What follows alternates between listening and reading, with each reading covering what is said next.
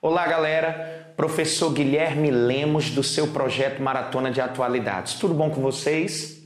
Turma, vocês devem ter acompanhado que o INEP, através do seu perfil no Instagram, vem publicando muitos comunicados referentes ao Exame Nacional do Ensino Médio, fazendo uso de gírias. E vocês devem estar acompanhando que muitos alunos, inclusive professores, estão apostando de que o INEP está publicando essas gírias, deixando evidências do possível tema de redação do correntiano, que seria preconceito linguístico, ou melhor, termo empregado, variação linguística. Turma, eu queria que vocês tomassem muito cuidado. Na minha opinião, o INEP está deixando muito escancarado. Me preocupa. Sabe por quê?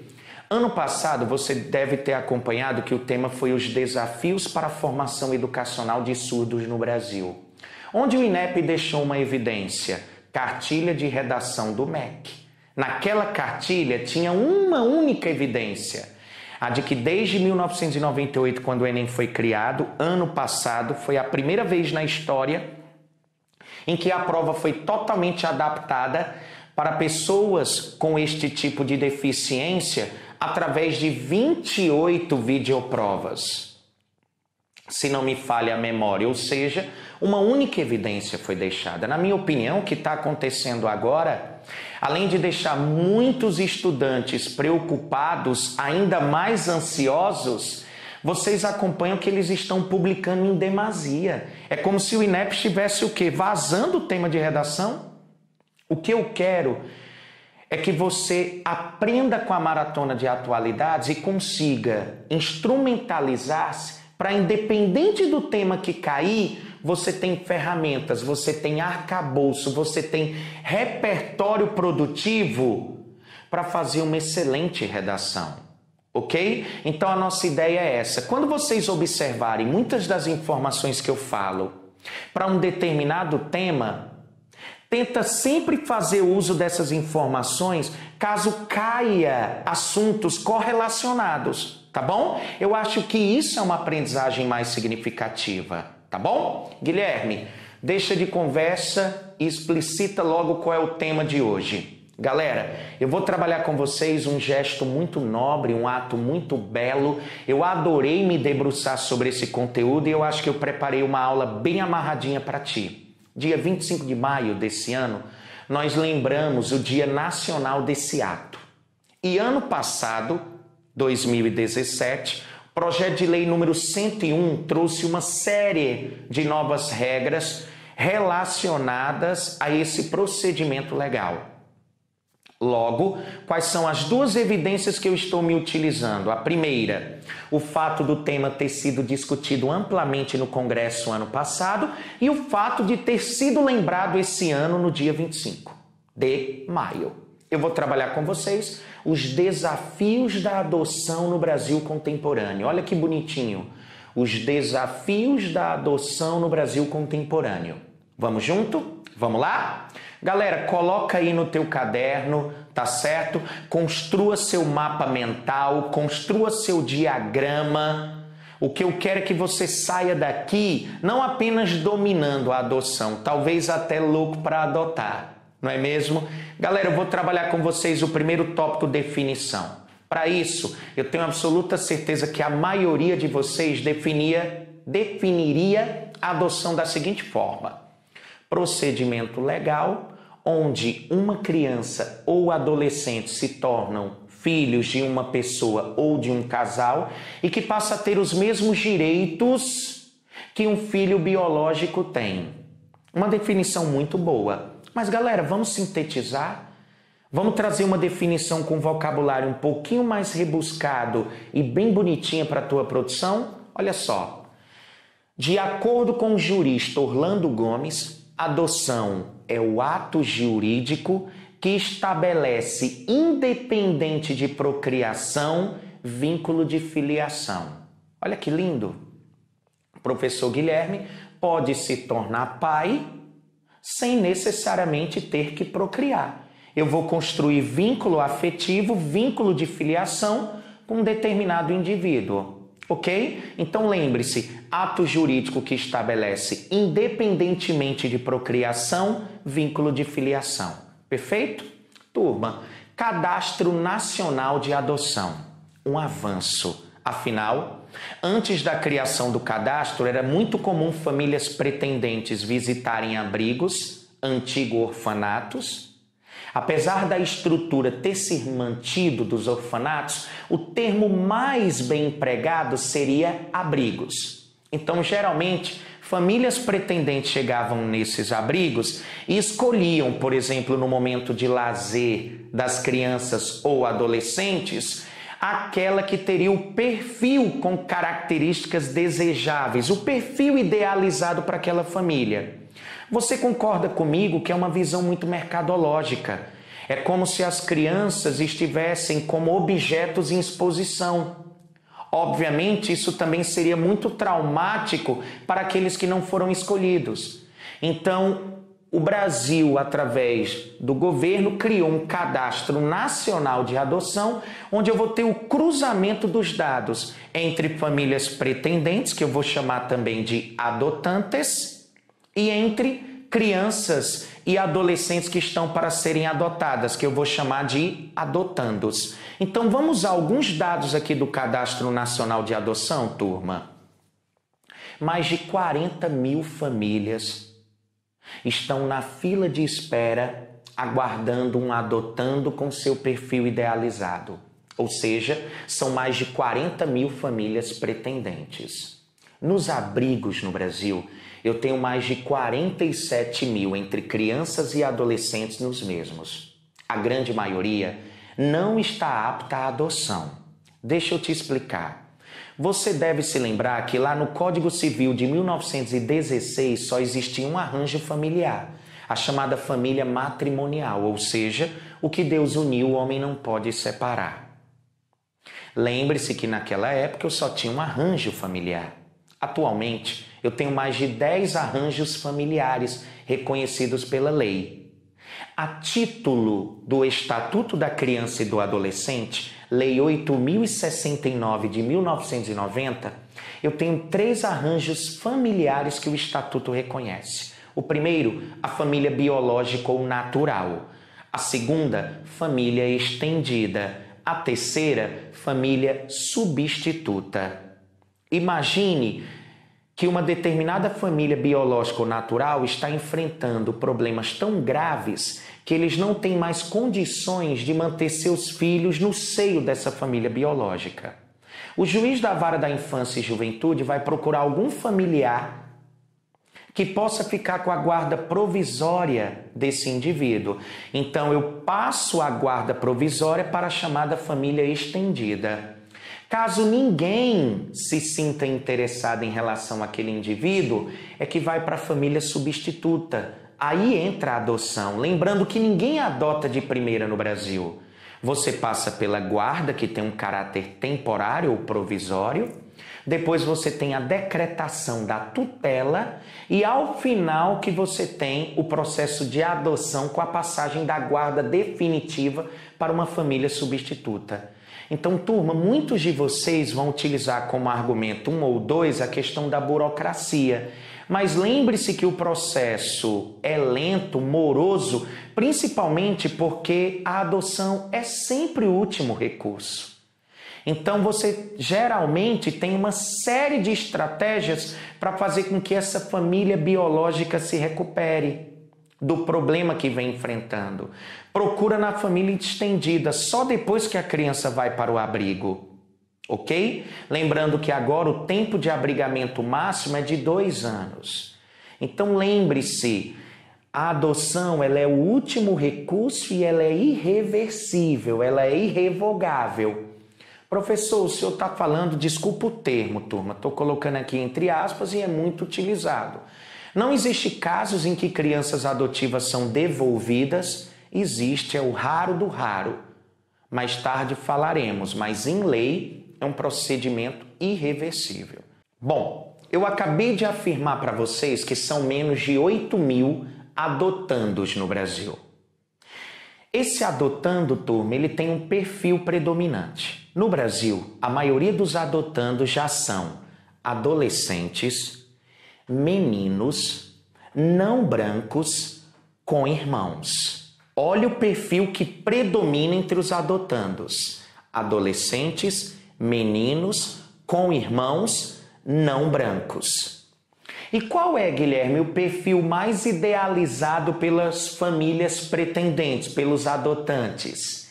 Meninas de 0 a 4 anos, brancas, sem irmãos e sem patologias, sem doenças. Turma, eu estou te dando o primeiro argumento, meu caro. Qual é o primeiro argumento da sua produção textual?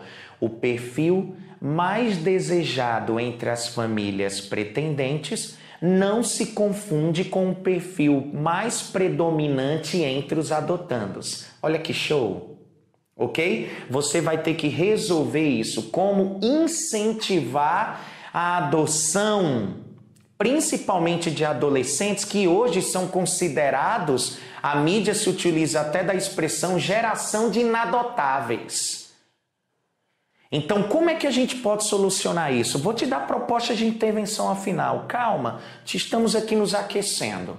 Olha só, acabei de te passar dados do Cadastro Nacional de Adoção, perfil idealizado versus perfil mais predominante e construímos o argumento número 1. Argumento número 2, turma, processo de adoção. Eu quero que vocês conheçam o processo de adoção no Brasil. Primeira coisa, a Lei 12.010 de 2009 trouxe algumas inovações a esse procedimento legal. Falo já o processo histórico, mas vamos pegar aqui como é o processo, como é o trâmite para se adotar alguém no Brasil. Olha que coisa linda. Primeira coisa, turma, primeira etapa, procurar uma vara da infância e da juventude de seu município. Quando você for a essa vara da infância e da juventude de seu município, você tem que seguir alguns pré-requisitos, atender a alguns pré-requisitos. O primeiro, idade mínima, 18 anos. Anota aí. O segundo, independe do estado civil. Solteiro pode adotar? Pode.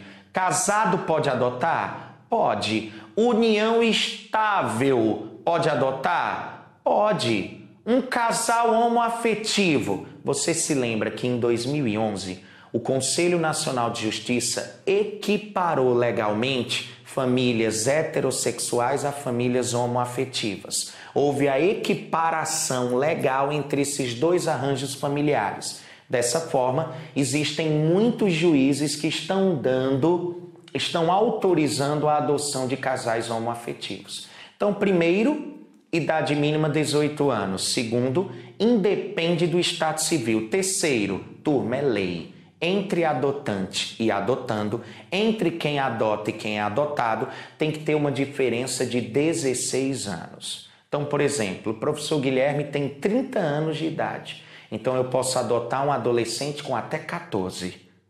Quem tenta adotar com 18 anos vai receber uma criança de até 2.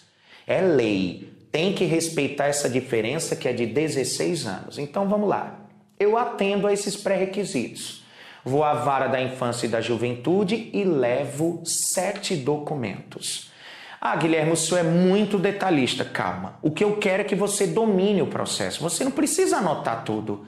Mas o que eu quero é que você chegue na produção textual sabendo muito. E riqueza de detalhes. Tá bom? Olha só. Os 7 documentos. O primeiro, carteira de identidade. O segundo, CPF. O terceiro, comprovante de residência atualizada em seu nome. O quarto, certidão de nascimento ou de casamento. O quinto, comprovante de renda. O terceiro, certidão de antecedentes criminais, ou melhor, o sexto. E sétimo, atestado médico de sanidade mental. Turma, tá aí a listinha dos 7 documentos que você tem que apresentar. Eu tenho absoluta certeza que você não considerou desnecessário nenhum dos mesmos. Faz-se necessário, correto? Bom, segundo tópico. Segunda etapa desse processo: fazer uma petição de inscrição da adoção. Eles te dão um modelo, a Vara da Infância e da Juventude tem um cartório, eles vão te dar um modelo. Se você for muito leigo, você pode contratar um advogado particular ou um defensor público que conhece com certeza melhor o trâmite e vai te ajudar. Guilherme, eu entreguei os documentos e eu entreguei a petição. Vai ser construído um dossiê, né, dessa família pretendente, da sua família pretendente. Mas lembre-se vocês, turma, que essa petição ela vai habilitar o teu nome. E o seu nome habilitado vai para um cadastro local ou nacional de pretendentes à adoção. Já sei, Gui, é aquele cadastro nacional de adoção. Já vou para a fila de espera. De maneira alguma. Você ainda não vai para a fila de espera. É um cadastro preliminar. É um cadastro secundário. Tá certo? Você está iniciando. É uma primeira inscrição. Terceira etapa. Bom, uma pessoa para se casar tem que fazer um curso de noivos, confere? Uma pessoa quando tem 21 pontos ou mais na carteira de habilitação tem que fazer um curso de reciclagem. Turma, para ser pais adotivos você tem que fazer um curso de preparação psicossocial e jurídico. Ele dura 2 meses, as aulas são semanais. Após o curso você recebe uma espécie de certificado e você vai receber uma visita domiciliar. Nessa visita, feita por uma equipe técnica interprofissional, eles vão fazer uma entrevista e vão produzir um laudo através dessa entrevista. Inclusive, é nessa entrevista que você vai transmitir à psicóloga, à assistente social, as características desejáveis, ou seja, o perfil idealizado do adotando. Perfeito? Tranquilo? Ótimo. Guilherme, quarta etapa. Sentença do juiz sobre a adoção. De posse do laudo que foi feito pela equipe técnica interprofissional, o juiz vai dar seu parecer e, se for aprovado, você vai para o Cadastro Nacional de Adoção. Agora você vai para o CNA. Só que tem validade, turma, de 2 anos. Então, em 2 anos... Lembra qual é o período? O tempo de abrigamento máximo de uma criança? 2 anos. Validade no Cadastro Nacional de Adoção, 2 anos. Ou seja, se em 2 anos não encontrarem um indivíduo para você adotar, você vai ter que reiniciar o processo. Tá bom? Lembrando, se tiver 2 famílias ou mais interessados no mesmo adotando compatível que surgiu, vai ter preferência aquela que está há mais tempo na fila. Quinta etapa, talvez seja a etapa mais bonita de todas. Nessa você pode fazer inclusive uma alusão cultural. Por exemplo, Meu Malvado Favorito, o filme, Família do Futuro, que eu inclusive peço que vocês assistam no Netflix, muito bom esse filme, porque a primeira cena dele é justamente a quinta etapa, quando encontram um adotando compatível. Essa família tem o histórico de vida do adotando apresentado a ela. Então, a família pretendente tem o direito de conhecer o histórico de vida do adotando. Após esse momento, família pretendente e adotando são apresentados. E após esse momento, a criança ou o adolescente vão afirmar, vão dizer se querem continuar ou não com o processo. Sexta etapa, ação de adoção terá início com a chamada guarda provisória. O juiz vai acompanhar, e essa equipe, a adaptação desse adotando nessa família substituta, até que ele decreta o que nós chamamos de tutela. Ou seja, essa família pretendente vai se tornar tutor responsável legal direto por esse adotando. Após esse período chamado de tutela, você tem a guarda definitiva. Ok? Onde, inclusive, é lavrado um novo registro e, obviamente, um exemplo. Eu posso adotar um adolescente. Digamos que eu adoto uma adolescente de nome Gabriela. E aí eu vou colocar Gabriela de Alcan Freitas Lemos, por exemplo. Tá bom? Isso é o processo, turma. o processo de adoção. Eu tenho absoluta certeza que vocês consideraram ele bem burocrático, mas vocês devem ter percebido que é uma burocracia necessária. Professor, o senhor poderia dizer um pouco o processo histórico da adoção, que para mim atualmente parece tão ampliado, mas sempre foi assim? Turma, vamos trabalhar esse quarto tópico, né? O primeiro, definição. Segundo, dados do Cadastro Nacional de Adoção. Terceiro, processo ou trâmite da adoção. Quarto, histórico da adoção. Turma, a adoção é prevista no Brasil desde 1828. Eita, Guilherme! Desde 1828. Estava muito atrelado àquela prática do, entre aspas, pegar um indivíduo para criar. Quando é que a adoção vai se transformar num procedimento legal? Código Civil de 1916. Mas lembre-se, naquela época nem existia o divórcio. Naquela época, família só existia através de um arranjo familiar, a família matrimonial, a família nuclear, a família tradicional. O que Deus uniu, o homem não pode separar. Muito influenciado, inclusive, por todo o dogma religioso. Então é óbvio, turma, que naquele período a adoção era muito restrita. Ela refletia os costumes da época. Quer um exemplo? Naquele período só podiam adotar pessoas heterossexuais, casadas e sem filhos biológicos. E aí vem a Constituição Federal de 88, onde no artigo 227, toda criança ou adolescente tem direito à proteção integral. Essa responsabilidade é tripartida, família, escola e Estado, porque ele está numa condição peculiar de pessoa em desenvolvimento. Olha que lindo! Na Constituição Federal de 88, o conceito de família é ampliado. Agora eu vou ter a família matrimonial, monoparental, divórcio foi criado, e a família de união estável.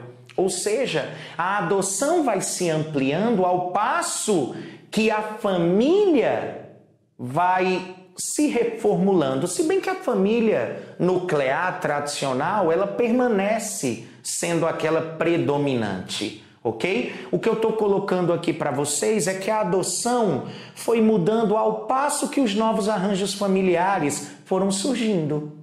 Então, a Constituição Federal de 88, ela vai trazer algo muito massa. O que é que essa Constituição vai fazer?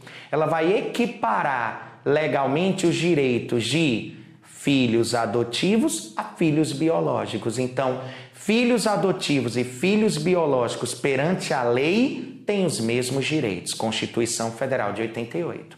Vem o Estatuto da Criança e do Adolescente em 1990, e a Lei 12.010 de 2009, com algumas alterações, inclusive aqueles pré-requisitos de idade mínima, estado civil e diferença de 16 anos que eu narrei para vocês. Ok? Processo histórico finalizado. Vamos para o quinto tópico, as novas regras. Turma, como é que não pensaram nisso antes? Eu pergunto para ti. Porque quando eu te passar as novas regras, tu vai dizer, caramba, Guilherme, a gente já era para ter aprovado isso há tempos, não é mesmo? Olha só, eu vou te dar 4 propostas de intervenção. A primeira, preferência na fila. Já foi aprovado. O que seria a preferência na fila? Para os interessados em adotandos com irmãos. Vocês sabem que o ideal é que os irmãos não se separem. Em último caso, essa separação é permitida. Creio eu, quando a relação entre os mesmos é muito conflituosa, ou também creio eu, quando o tempo de abrigamento máximo está expirando e tem famílias interessadas e aí em comum acordo conseguem fazer todo esse processo de adoção. Mas lembre-se, o ideal é que não se separe irmãos, isso é muito óbvio, né? Então, galera, agora terão preferência na fila os interessados em adotandos com irmãos. Segundo, terão prioridade os interessados em adotandos com doenças crônicas, com deficiência ou necessidade específica de saúde. Então, olha que interessante. Terão prioridade, ok? Terceira mudança. Guilherme, quando a criança ela chega ao abrigo, a situação dela é reavaliada a cada quanto tempo? 6 meses. Eles reduziram para 3. Você observa que as 3 primeiras mudanças, preferência na fila para interessados em grupo de irmãos, prioridade para aqueles interessados em adotantes com alguma necessidade específica de saúde, reduz de 6 para 3 meses a reavaliação da situação desse adotando. Alteram o que, turma? O Estatuto da Criança e do Adolescente. Quarta modificação, vamos para as leis trabalhistas. Agora, pessoas que adotaram algum indivíduo terão os mesmos direitos trabalhistas que pais sanguíneos. Olha que coisa linda. Licença maternidade, estabilidade provisória no emprego, ok? Ou seja, a equiparação legal de direitos trabalhistas entre pais adotivos e pais sanguíneos. Então eu tenho alterações no ECA e eu tenho alteração nas leis trabalhistas. Olha que legal. Se você quiser, eu ainda lhe dou uma quinta proposta. Você poderia colocar o programa de apadrinhamento afetivo, onde até pouco tempo os padrinhos afetivos não tinham direito de adotar, agora tem. Olha que massa. Então, turma, troca a letra. Se você não puder fazer uma doação, faça uma adoção. Tá certo?